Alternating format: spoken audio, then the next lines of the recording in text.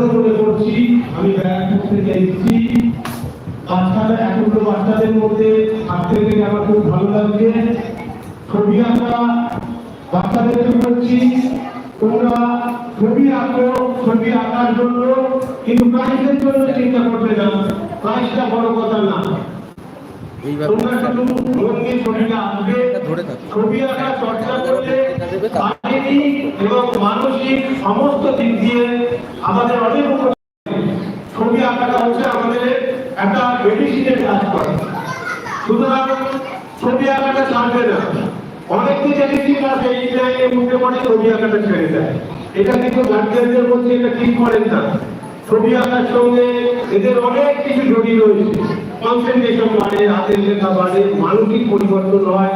একটা আর্টিস্ট কখনো ক্রিমিনাল হয় না এবং কখনো খারাপ কাজ করতে পারে না।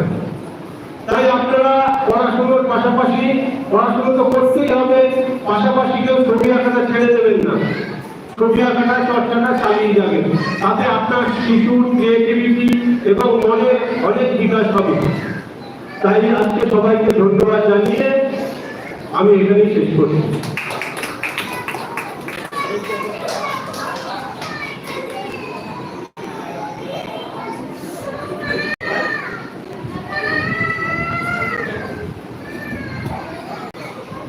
অসংখ্য ধন্যবাদ চন্দ্র চক্রবর্তী মহাশয়কে। আমি এখন বাচ্চার শিল্পী স্বাতী ভৌমিককে কথা বলতে বলছি। নমস্কার, শুভ সকাল।